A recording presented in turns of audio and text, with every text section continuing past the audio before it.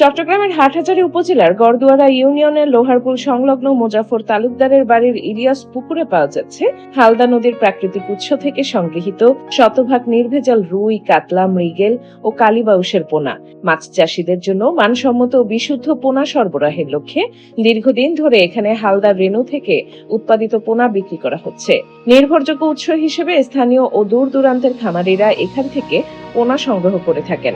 সংশ্লিষ্টরা জানান, হালদা নদী বিশ্বের একমাত্র প্রাকৃতিক মৎস্য প্রজনন ক্ষেত্র হিসেবে পরিচিত।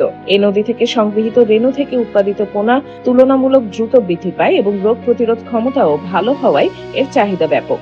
ফলে মাছ চাষীদের কাছে হালদার পোনার আলাদা কদর রয়েছে। শতভাগ নির্ভেজাল হালদার পোনা সংগ্রহ করতে আগ্রহীরা সরাসরি হাটহাজারীর গড়দুয়ারা ইউনিয়নের লোহারপুল সংলগ্ন মোজাফর তালুকদারের বাড়ির ইলিয়াস পুকুরে যোগাযোগ করতে পারবেন।